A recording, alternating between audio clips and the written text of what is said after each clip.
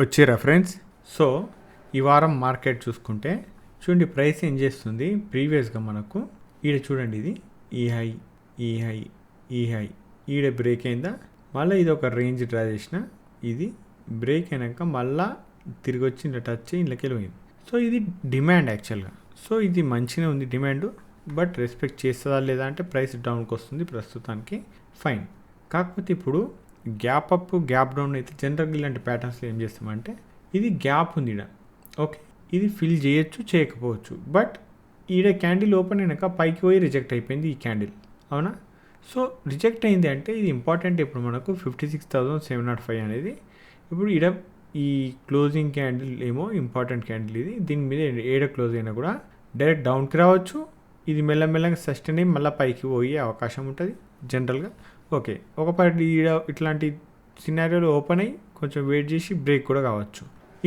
ఇది కాకుండా లేదు, గ్యాప్ అప్లో ఇంకొక అది ఏంటంటే, ఇది క్లోజ్ క్యాండిల్గా గ్యాప్ అప్ అయ్యి మీదనే సస్టైన్ అవుతూ మీదికి టచ్ చేయడం. ఈ బుల్లిష్ మూవ్ ఏదైతే ఉంటుందో, ఇది గ్యాప్ అప్ ప్లస్ ఈ బుల్లిష్ మూవ్ చూసి బయింగ్ సైడ్ షిఫ్ట్ అవుతారు, హోల్డ్ చేస్తుంటారు చాలామంది.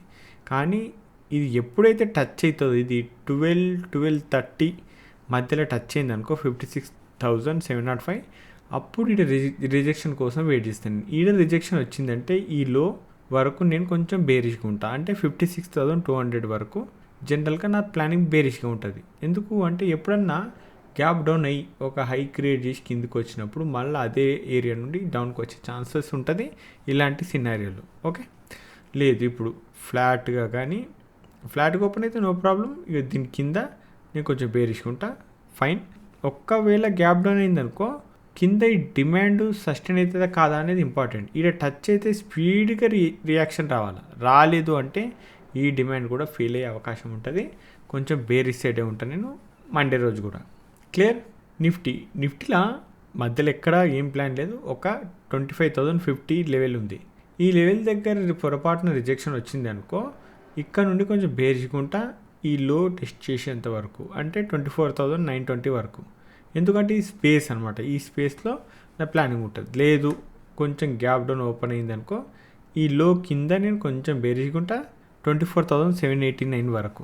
ఓకే, ఎటు తిరిగి బేరిష్గానే ఉంటా, బుల్లిష్గా ఉండాలి అంటే ఈ ఆరెంజ్ లైన్ ఉంది కదా 25,050, దీని మీద జనరల్గా ఇది ఇంపార్టెంట్ లెవెల్ అయితే స్ట్రాంగ్ క్యాండిల్తో బ్రేక్ అవ్వాలి. బ్రేక్ అయితే ఇదే క్యాండిల్ టెస్ట్ చేసి, అంటే ఇది సప్లై కదా ఇప్పుడు, అంటే సప్లై లెవెల్ ఇది, ఇక్కడ నుండి మళ్ళీ ఇది డిమాండ్గా మారిపోయి ఇక్కడ నుండి కొంచెం బులిష్గా ఉండే అవకాశం ఉంటుంది అనమాట. సో ఇలాంటి లైన్స్ ఏవైతే ఉంటాయో సప్లై లైన్స్, డిమాండ్ జోన్స్, ఇవి చాలా చాలా ఇంపార్టెంట్. వాటి దగ్గర ప్రైస్ ఎట్లా రియాక్ట్ అవుతుంది అనేది చెక్ చేయాలి మనం. సిమిలర్గా సెన్సెక్స్లో కూడా ఉంది. సెన్సెక్స్లో కూడా ఒక సప్లై లెవెల్ ఉంది, అది సింగిల్ లైన్ 82,130. ఈడ టచ్ అయ్యి ఈడికెళ్ళి రిజెక్షన్ వచ్చిందంటే మాత్రం నేను కొంచెం బేరిష్గా ఉంటా. గ్యాప్ డౌన్ అయిందనుకో కొంచెం పైకి వచ్చి మళ్ళీ డౌన్కి వస్తేనే నేను సెల్లింగ్ గురించి ఆలోచిస్తే ఎక్కువ ఆలోచించను. సో గ్యాప్ డౌన్ అయితే కొంచెం రీట్రేస్మెంట్ ఒక 2-3 క్యాండిల్ తర్వాత ఫాల్ అవ్వచ్చు, తర్వాత ఫాల్ అవుతుంది అనుకొని నేను ప్లాన్ చేయాలి తప్ప ఇంకా రీట్రేస్మెంట్ కాకపోతే చేయలేను అనమాట. ఓకే, క్రూడ్లో మండే ఒక్కరోజు కోసమే ఒక డిమాండ్ ఉంది 5,760, 5,717. సో ఈ ఏరియాకి వస్తే ఇక్కడ కొంచెం నాకు రిజెక్షన్ క్యాండిల్ వచ్చిందంటే ఇక్కడ నుండి కొంచెం బుల్లిష్గా ఉంటాను నేను. ఇది ఫెయిల్ అయ్యే ఉద్దేశం ఉంటే స్ట్రాంగ్ క్యాండిల్ తోటి కావాలి, కానీ మెల్లగా వచ్చి ఆగిపోయి కన్సల్టేషన్ అవుతుందంటే రివర్స్ అయ్యే ఛాన్సెస్ ఎక్కువ ఉంటుంది, అది గమనించాలి. ఓకే, ప్రీవియస్గా మనకు ఇక్కడ చూడండి చాలాసార్లు ఒక రేంజ్ అనేది క్రియేట్ చేసింది, ప్రైస్ ఒక రేంజ్ క్రియేట్ చేసి ఈ రేంజ్ నుండి ప్రైస్ అనేది బౌన్స్ అయిపోయింది, పోతే ఒక డిమాండ్ అనేది క్రియేట్ చేసిపోయింది. సో ఇక్కడ నుండి అంటే 298.8, 297.3 అనేది ఒక డిమాండ్ ప్రస్తుతానికి. ఇప్పుడు ఏదైతే ఈ ట్రెండ్ లైన్ డ్రా చేస్తారో, ఈ ట్రెండ్ లైన్ డ్రా చేసుకునేటోళ్ళు ఎవరైతే ఉంటారో ఈడ ఇట్లా ఇది బ్రేక్అవుట్ అయిపోతుంది, వాళ్ళు ఇంకా అగ్రెసివ్గా సెల్లింగ్ చేస్తుంటారు. బట్ ఈ డిమాండ్ దగ్గర నేను బయింగ్ కోసం ఎదురు చూస్తా. ఇది ఒకవేళ ఫెయిల్ అయ్యేది ఉంటే ఇది కూడా స్ట్రాంగ్ క్యాండిల్ తోటి ఇట్లా వెళ్ళిపోతుంది. ఫెయిల్ అయ్యే ఉద్దేశం లేకపోతే ప్రైస్ వచ్చి ఈడ ఆగి ఒక రిజెక్షన్ క్యాండిల్ అనేది వస్తుంది అనమాట. ఇక్కడ రిజెక్షన్ వస్తేనే నేను ప్లాన్ చేస్తే, లేకపోతే లేదు. దీని కింద కూడా ఇంకో డిమాండ్ ఉంది, అది 292.5 అనమాట. ఈ రెండు మాత్రం నేను అబ్జర్వ్ చేస్తా, వేరే అయితే ప్లాన్స్ ఏం లేవు ఇంట్లో.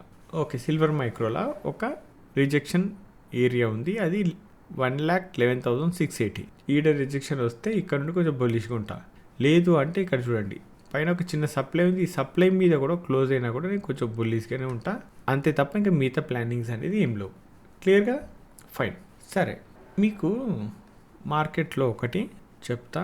ప్రైసు ఇట్లా ఎగురుతుంది, మళ్ళీ ఇంకో క్యాండిల్, తర్వాత ఇంకో క్యాండిల్, తర్వాత ఇంకో క్యాండిల్, తర్వాత ఇంకో క్యాండిల్, ఇక్కడ చిన్న చిన్నగా పెరుగుతుంది. సో ఇక్కడ స్టార్టింగ్లో చిన్న క్యాండిల్ నుండి పెద్ద క్యాండిల్ వరకు పెరిగింది. ఇక్కడ సడన్గా పెద్ద క్యాండిల్ వచ్చి చిన్న క్యాండిల్ వరకు పెరిగింది. సో ఇది రాను రాను చిన్న క్యాండిల్ పడ్డది, రాను రాను పెద్ద క్యాండిల్స్ పడ్డది. ఈ రెండిట్లలో మీరు డిమాండ్ వెతుక్కుంటే ఇంట్లో ఏదో ఒక జాలి డిమాండ్ ఉంది అనుకుందాం, ఈడ కూడా డిమాండ్ ఉంది. ఏ డిమాండ్ని కన్సిడర్ చేస్తారు? ఫస్ట్ వన్, సెకండ్ వన్ అనేది చెప్పండి. Okay, clear? Fine. So friends, ఈ వీడియోలో మాత్రం ఇంతే. మళ్ళీ నెక్స్ట్ వీడియోలో మళ్ళీ మాట్లాడుకుందాం. అంతవరకు ఉంటాను. బాయ్.